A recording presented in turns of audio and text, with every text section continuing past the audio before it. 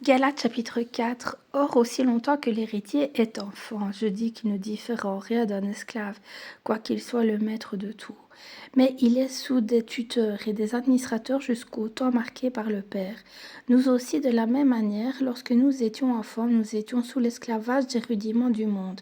Mais lorsque les temps ont été accomplis, Dieu a envoyé son Fils, né d'une femme, né sous la loi, afin qu'il rachetât ceux qui étaient sous la loi, afin que nous reçussions l'adoption. Et parce que vous êtes fils, Dieu a envoyé dans vos cœurs l'esprit de son Fils, lequel crie « Abba, Père ». Ainsi tu n'es plus esclave, mais fils, et si tu es fils, tu es aussi l'héritier de Dieu par Christ. Autrefois, ne connaissant pas Dieu, vous serviez des dieux qui ne le sont pas de leur nature. Mais à présent, vous avez connu Dieu, ou plutôt que vous avez été connus de Dieu. Comment retournez-vous à ces faibles et pauvres rudiments auxquels de nouveau vous voulez-vous asservir encore?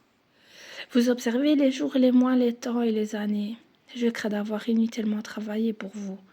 Soyez comme moi, car moi aussi je suis comme vous, frères. Je vous en supplie.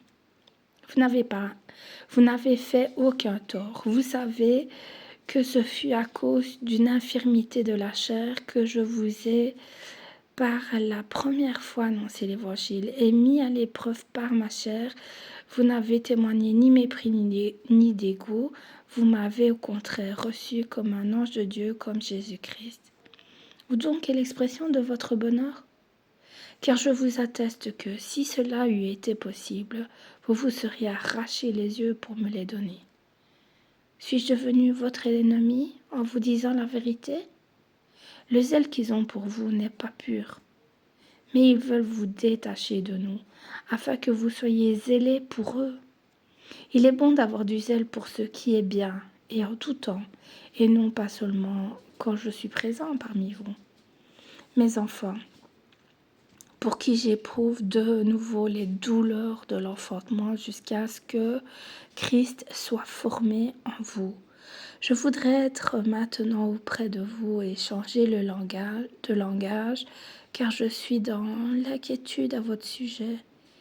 Dites-moi, vous qui voulez être sous la loi, n'entendez-vous point la loi? Car il est écrit qu'Abraham eut 2 fils, un de la femme esclave et un de la femme libre. Mais celui de l'esclave naquit selon la chair, et celui de la femme libre naquit en vertu de la promesse. Ces choses sont allégoriques, car ces femmes sont 2 alliances, l'une du mont Sina, enfantant pour la servitude, c'est Agar, car Agar, c'est le mont Sina en Arabie. Et elle correspond à la Jérusalem actuelle qui est dans la servitude avec ses enfants.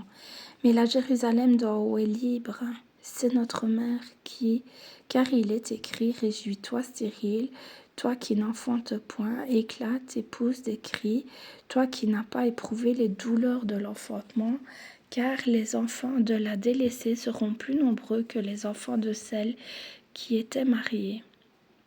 Pour vous, frères, comme Isaac, vous êtes enfants de la promesse, et de même qu'alors celui qui était né selon la chair persécutait celui qui était né selon l'esprit, ainsi en est-il encore maintenant.